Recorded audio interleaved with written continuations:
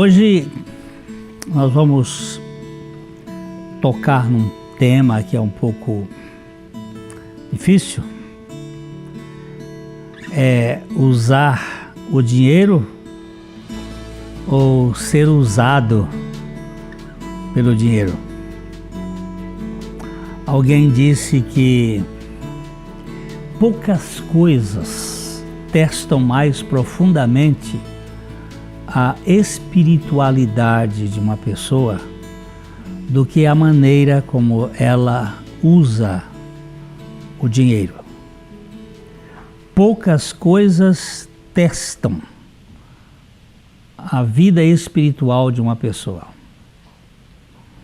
Este é um assunto difícil de ser abordado porque muitos acham que o dinheiro não tem como que uma personalidade, ele é neutro, ele é uma coisa.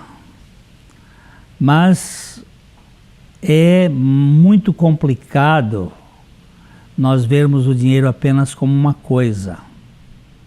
A única realidade que Jesus se utilizou para comparar com a divindade, com Deus, foi o tal Mamon.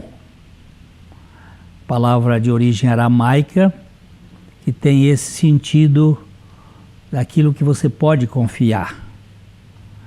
Tirando a máscara deste cara, esse tal de Mamon, nós vemos que se trata do dinheiro, das riquezas, dos bens que acabam nos dominando.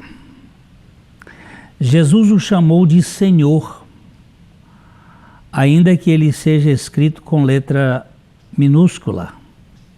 A sua dominação é de dimensão maiúscula. Ele acaba exercendo muita força sobre a vida das pessoas. Em Mateus capítulo 6, verso 25, Jesus diz que ninguém pode servir a dois senhores, pois odiará a um e amará o outro.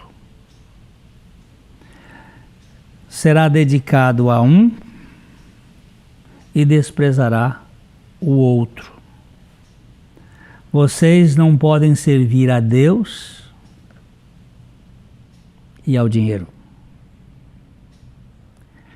Está claro aqui que Jesus colocou o dinheiro, colocou Mamon com uma personalidade, com um caráter de senhorio. Você não pode servir a dois senhores.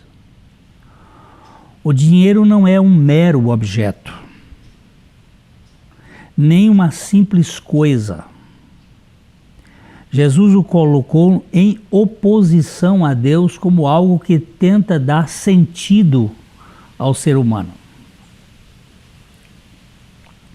Ele tem uma vida própria e exerce um poder de afeto, de admiração, de conquista e domínio sobre os sujeitos do seu ciclo de relacionamento. As pessoas ficam como que obcecadas, muitas vezes, pelo poder que o dinheiro exerce, pelo fascínio do dinheiro. Sem respirar, ele inspira uma galera enorme e a faz com que a turma transpire em busca dos seus favores.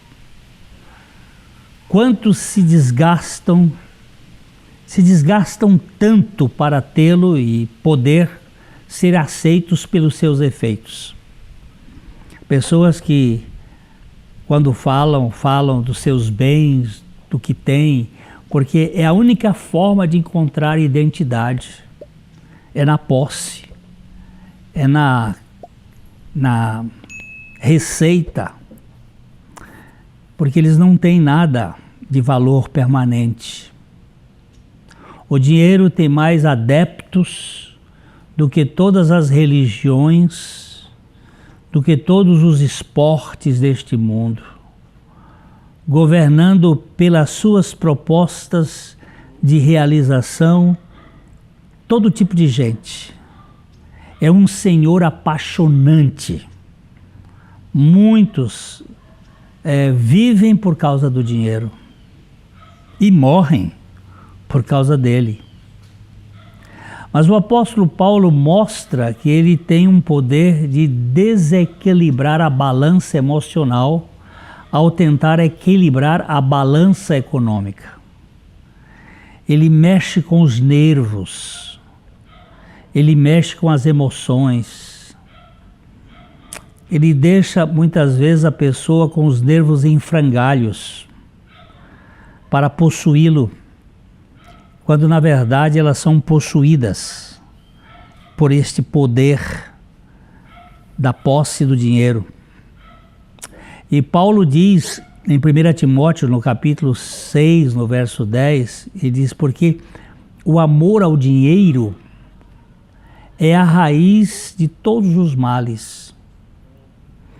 E alguns nesta cobiça, nesse desejo, nesta avareza, se desviaram da fé e a si mesmos se atormentaram com muitas dores.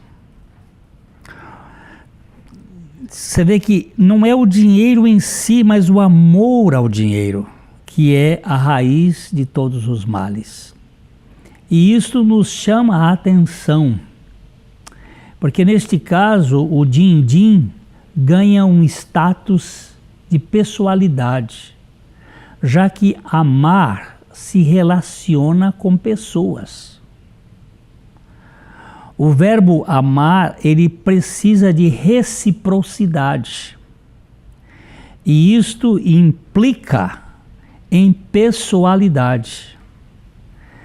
Se alguém é levado a dizer assim, por exemplo, eu amo a minha bicicleta, ele está concedendo à sua bike uma identidade pessoal. Porque nós amamos as pessoas. Nós podemos gostar das coisas. As coisas, no máximo, podem ser apreciadas, mas nunca amadas. Nós amamos pessoas. E Paulo está dizendo aqui que o amor ao dinheiro se torna a raiz de todos os males. Uma vez eu ouvi uma pessoa conversando comigo e disse assim: eu adoro esta comida. E eu pontuei com ela, disse: olha, as coisas a gente gosta, as pessoas a gente ama, mas nós só adoramos a Deus. O verbo adorar, usado aí com coisas ou com pessoas, é impróprio, porque ele está... Adoração é algo que é uma admiração singular para Deus. Eu gosto muito de certos pratos de comida, eu gosto de um bom bacalhau, eu gosto de coisas, eu gosto de uma bicicleta, eu gosto. Mas eu amo você, eu amo pessoas, eu amo aquele que a gente se envolve. Eu adoro a Deus. Amar ao dinheiro é de fato o mesmo que torná-lo algo pessoal. Nós podemos gostar dos seus resultados, mas não podemos amá-lo. Se o amamos, ele se torna um sujeito do nosso afeto e um senhor. Quem ama dinheiro torna-se escravo do dinheiro, porque ele não tem correspondência, mas ele tem a dominação. O dinheiro, como sujeito de afeto humano, acaba se convertendo num senhor e consumidor de escravos. E nós precisamos ganhar uma dimensão diferente com relação a esse assunto. Você se lembra que eu estava falando há pouco que o dinheiro, como sujeito de afeto, dos nossos afetos, ele acaba se convertendo num senhor e consumidor de escravos? Quando nós temos este olhar para o dinheiro, ele toma conta da nossa vida. Amar o dinheiro é tê-lo como um roedor de nossas emoções, sem contudo poder corresponder nossa carência de afeto pessoal. Eu bato a mão na carteira, eu vejo que eu tenho dinheiro, eu vejo que eu posso comprar uma opção de coisas, mas ele não pode dar satisfação para aquela maior necessidade que eu tenho, que é a necessidade de significado por um amor incondicional. Ele se torna uma espécie de ditador de exigências e um abutre de nossas entranhas.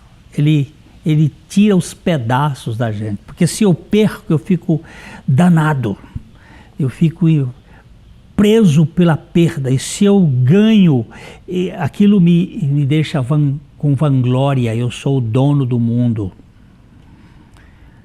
Por quê? Porque tememos perdê-lo se o temos um pouco e ambicionamos muito ganhá-lo se for escasso em nosso bolso. Aí nós investimos tempo demais com ele sem que ele possa satisfazer aquilo que é de mais significativo na nossa essência humana, que são relacionamentos de afeto. O amor requer algum tipo de reciprocidade. Não existe amor se não houver uma correspondência afetiva. Quando a Bíblia define Deus como amor, nós entendemos que ali está uma relação da Trindade. Os pais do deserto chamavam esta relação de amor, de afeto, de pericorese, uma espécie de dança em que um ama o outro e se realiza no outro e vice-versa. Então, o amor requer essa troca de afetos. A questão é como se consegue a contrapartida relacional com o dinheiro. Como é que eu vou ter com o dinheiro uma relação em que eu dou para ele e ele dá para mim? Ele só me dá posse, mas ele não me dá o contentamento. Alguém pode amar a prata, porém ela nunca poderá corresponder a esse amor. Eu digo para minha esposa, eu amo você, ela corresponde. Eu digo para os meus filhos, eles correspondem. Eu digo para os meus netos, e assim nós temos uma relação de reciprocidade. Eu falo para os meus amigos, eu abraço os meus amigos. Talvez por isso que diz que mais vale amigo na praça do que dinheiro na caixa. Você tem amigos, você tem relacionamento, você tem suporte. Estou falando de amigos, não amigo do dinheiro ou das suas posses, porque esse aí, quando faltar, eles vão embora.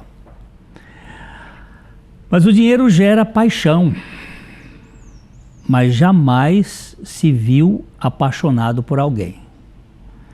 Deixa as pessoas apaixonadas por ele, mas ele não se apaixona por ninguém. Por qualquer coisa que acontece, ele vai embora e deixa o sujeito na miséria. Ele dá poder às pessoas, embora não tenha poder para amá-las e contentá-las. E às vezes eu tenho encontrado pessoas muito ricas que são tão infelizes e descontentes. Me lembro de uma vez de uma senhora que ela, conversando com ela do alto do seu belíssimo apartamento, via-se um barraco lá embaixo e ela olhando e disse assim: como eu gostaria de morar naquela casa e ter alegria e paz. Eu moro neste apartamento rico e eu sou infeliz. Porque o dinheiro não pode dar a felicidade, ele pode dar coisas. Perguntaram a um bilionário uma vez quanto era suficiente para uma pessoa se contentar com o que tem. E ele respondeu: só um pouquinho a mais. Só um pouquinho a mais. Quer sempre ter um pouco mais. No livro de Eclesiastes diz que o dinheiro nunca diz basta. Você está sempre querendo e querendo, querendo. Você tem 1 milhão que é 2, tem 2 milhões que é 4, tem 4 que é 8. E assim o negócio é exponencial, é um negócio que vai querendo mais e mais e mais e não chega. Não chega. Um pouquinho mais. Alguém diz que dinheiro é como água do mar. Quanto mais a pessoa bebe, mais sede tem. Aquilo vai despertando um desejo maior de querer mais. Contudo, nós precisamos encarar o dinheiro, que pode ser uma bênção. Ele pode ser uma bênção. Ou pode também ser uma maldição. Uma bênção quando ele está no meu bolso e eu posso usá-lo. Mas ele é uma maldição quando ele está no meu coração ou na minha vida e ele me manda. O avarento, por exemplo, ele não tem, ele pode ter muito posse, mas ele não tem nada. Ele só tem o domínio do dinheiro sobre a vida dele. O dinheiro será maldição quando eu for servo dele. Mas ele pode ser uma bênção se eu puder usá-lo em benefício pessoal, da família ou do bem comum, investindo em dar às pessoas um pouco mais do que elas precisam. O dinheiro que eu aplico em favor de uma missão pode me fazer um missionário no exterior sem que eu tenha que viajar a um país distante. Pode me fazer um professor se eu investir numa escola em que vou dar condições, numa creche, para criar condições para aquelas crianças. Eu me torno um parceiro da sociedade. Quando aplicamos parte do dinheiro que passa em nossos bolsos ou em nossas bolsas em benefício daqueles que precisam, nos tornamos canais de bênçãos para estas pessoas. Nós somos instrumentos. Alguns têm o privilégio de ganhar mais, mas também devem ter o privilégio de investir mais.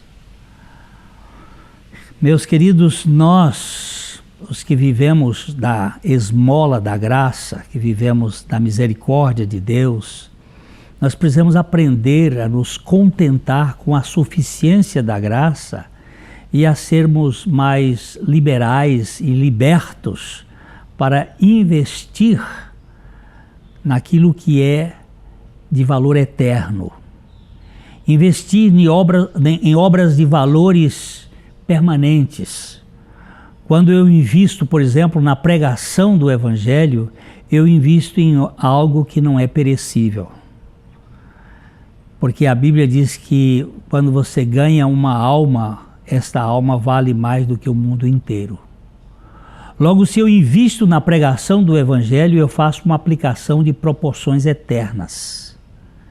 Que Deus me dê a graça de não ser um sujeito usurário, possessivo, dominado pelo dinheiro. A maior riqueza neste mundo é o contentamento, tornando imateriais as nossas posses materiais. Que Deus, na sua graça, nos dê sabedoria para usar bem o dinheiro e nunca sermos usados pelo dinheiro. Você e eu podemos ser parte da solução dos problemas e nunca parte dos problemas. Eu espero encontrar com você um outro dia, de coração para coração, neste programa ou na vida, se o Senhor assim permitir. Deus abençoe ricamente a sua vida.